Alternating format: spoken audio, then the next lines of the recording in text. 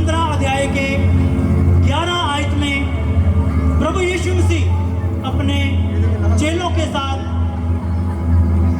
बातचीत करते हैं, तो तमसील में बातचीत करते हुए अपने शिष्यों को शिक्षा देते हुए कहते हैं कि जो भी मनुष्य अपने पापों से पश्चाताप कर लेता है तो खुदा बाप उसको अपने गले से लगाता है, तो एक जिस्मानी बाप क्यों नहीं लगा सकता।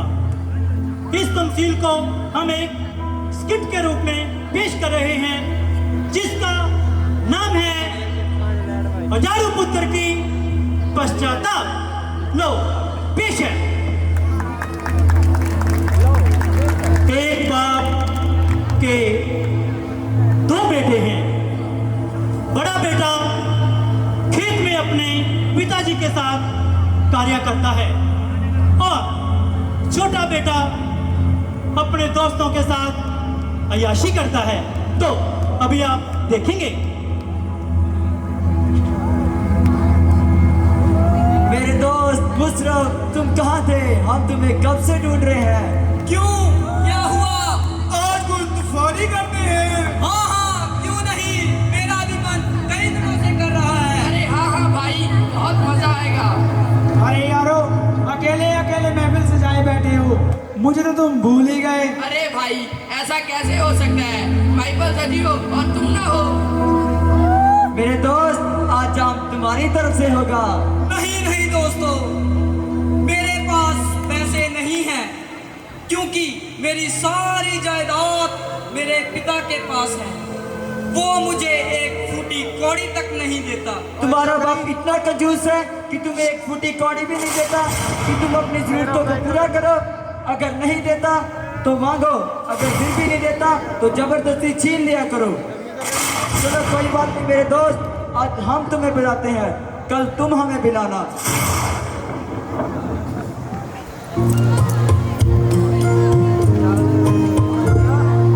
शराब चीज ही ऐसी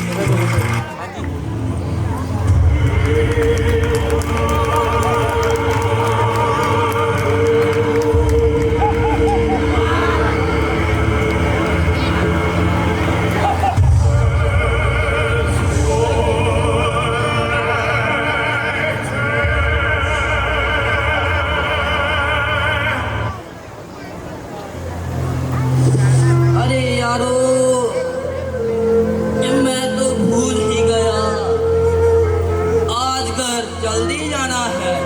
अरे भाई मुशर्रफ, अभी तो मजा आने लगा था और अभी तुम्हें घर जाने की भी बड़ी है भाई। नहीं नहीं दोस्तों, मुझे जाने दो। मेरा बाप मुझसे झगड़ा करता है क्योंकि वो मुझसे नफरत करता है। अरे मेरे दोस्त, इसीलिए तो तुम्हें कहते हैं अपने बाप से थोड़ा पैसा मांगा करो, तुम्हें यह दिन तो नहीं देखना पड़ेगा। चलो कोई बात नहीं मेरे दोस्त, अब हम चलते हैं।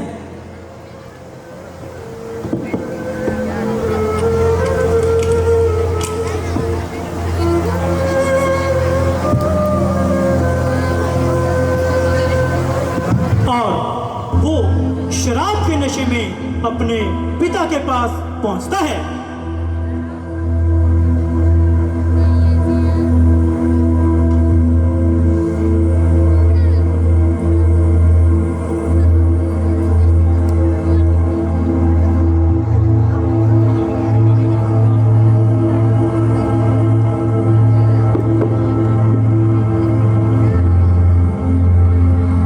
बेटा मुशर्रफ, तुम कहाँ थे? पिताजी, मैं सामान लेने के लिए शहर गया था। सामान तो तुम बाद में भी ला सकते थे। देखो, तुम्हारा बड़ा भाई, उसको कितना तेज बुखार था, लेकिन फिर भी वो काम करने के लिए खेतों में गया है। पिताजी, मुझे माताजी ने भेजा था, वैसे भी मैं कोई खेत में नहीं जाऊंगा। हैं? तुमने भेजा था? देखो ये कितना बोल रहा है, और तुम्हारे लाड प्यार ने कितना बिगाड़ रखा है, और से काम धंधा भी नहीं करता। जी हाँ, मैंने पिताजी, मुझ पे बेकार दोष लगाने की कोई जरूरत नहीं है। अगर मैं आपको अच्छा नहीं लगता तो मैं घर छोड़कर चला जाता हूँ, पर उससे पहले आप मेरी बात ध्यान से सुन लीजिए। मुझे मेरा हिस्सा चाहिए, बस। बेटा, तुम्हें मेरी और अपने बड़े भाई की जरा भी चिंता नहीं है? नहीं, मुझे किसी की चिंता नहीं है। प्रणाम पिताजी। कैसे हो बेटा? मैं ठीक हूँ पिताजी। बेटा, तुमने समय पर खाना खाया था? अब तुम्हारी तबीयत कैसी है? हाँ माँ, मैंने खाना खा लिया था, लेकिन आराम करने का वक्त नहीं मिला। अब मैं ठीक हूँ। बेटा है, यही तो मैं इसे कह रहा हूँ, और ये तो किसी की सुनता नहीं। और देखो क्या बोले जा रहा है। क्या बोल रहा है ये? मुझे मेरा हिस्सा चाहिए। मुझसे बहसने की कोई जरूरत नहीं है। मैं कहीं दूर जाकर अपना बड़ा व्यापार करूंगा और आपसे भी बड़ा आदमी बनूंगा। मुशर्रफ, तुम होश में तो हो? क्या बोल रहे हो ये? तेरे से मैं बड़ा आदमी बनूंगा, इतना बड़ा आदमी बनूंगा कि तेरे जैसे मेरे नौकर होंगे और मेरे तलवे चाटेंगे, तलवे। पिताजी, दे दो इसको इसका हिस्सा और कर दो अलग। देखते हैं क्या बुलबिलाता है ये। देखो बेटा,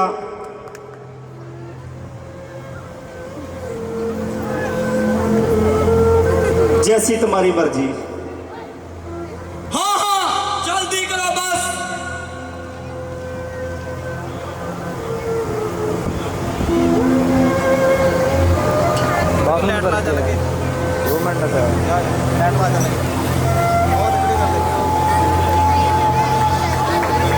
वो खुदा बाप से दूर हो जाता है और शैतान के फंदे में बुरी तरह से फंस जाता है।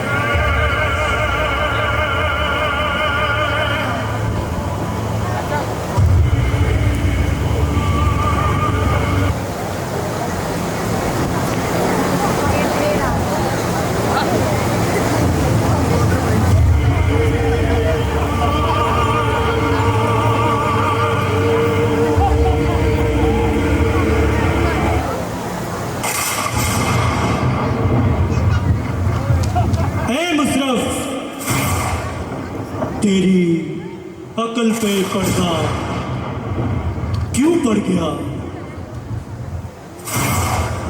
तू इन गुनाहों में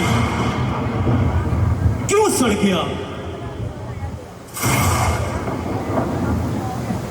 लौटा,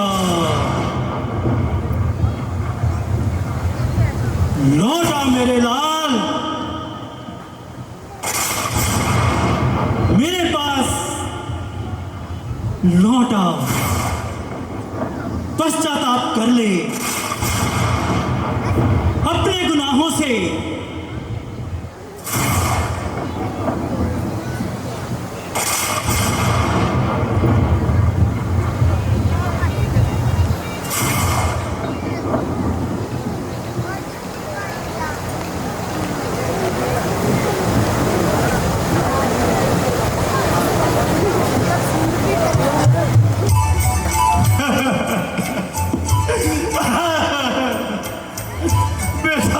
कहाँ खो गए? मुझे छोड़कर कहाँ चले गए? ऊपर से अकाल पड़ा हुआ है, पता नहीं तुमने खाना खाया है नहीं।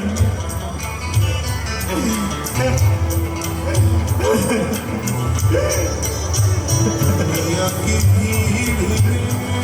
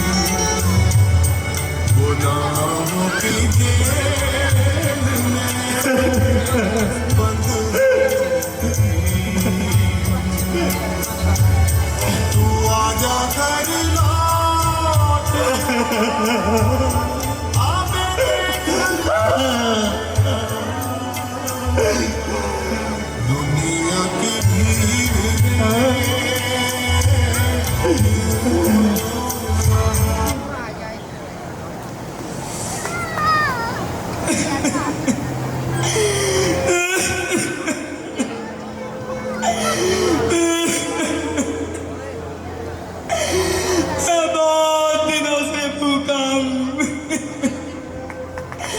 मेरा कोई सहारा नहीं है।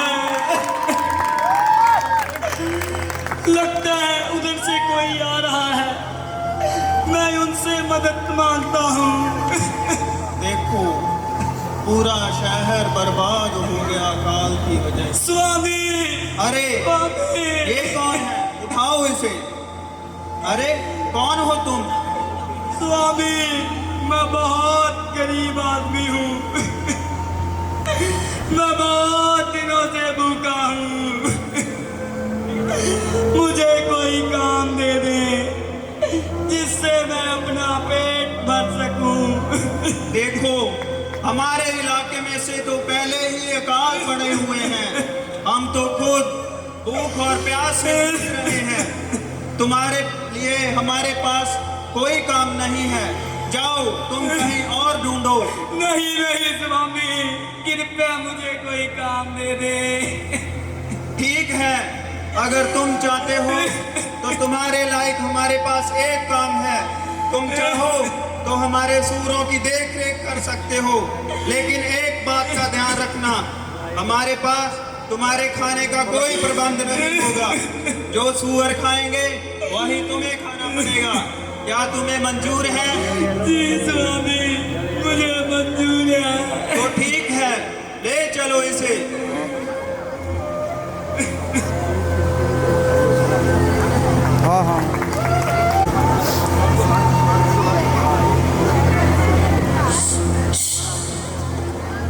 भाई तबेला,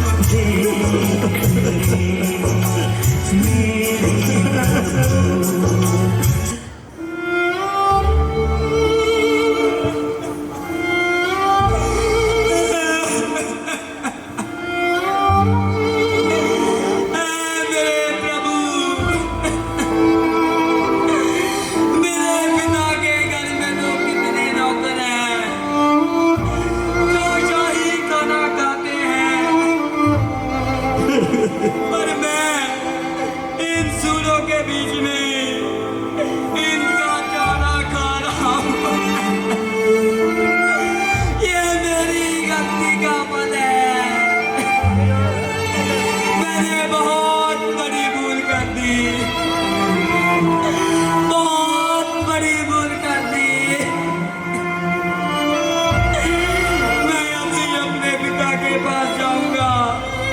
उनसे माफी मांगूंगा और कहूंगा कि मुझे अपने घर में एक नौकर की तरह रख ले।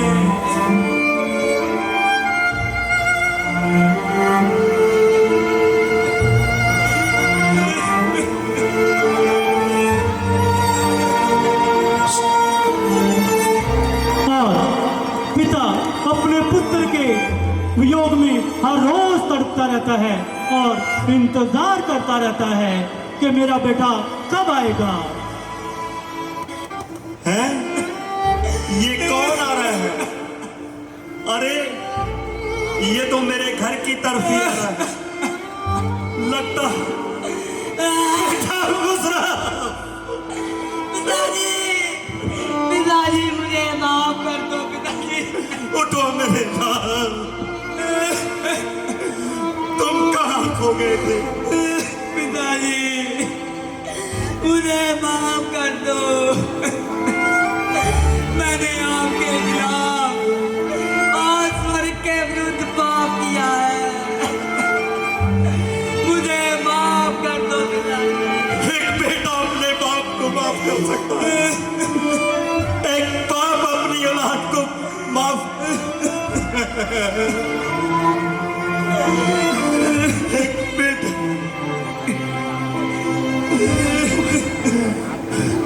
और पवित्र ग्रंथ में लिखा है कि पश्चाताप कर। बेटा मेरे दिल से पूछ, तेरा रास्ता देखते देखते मेरी आंखें पथरा गई। उठो मेरे लाल, शांत हो जाओ। और ये लो शाही मुंदरी पहनो। बोधियस। जी मालिक। इसे शाही वस्त्र पहनो और जूते पहनाओ और एक बड़ा सा जानवर काटो और जश्न की तैयारी करो। आज मेरा बेटा आया है, जश्न की तैयारी करो। जो हुक्म मालिक। बोलिए मालिक।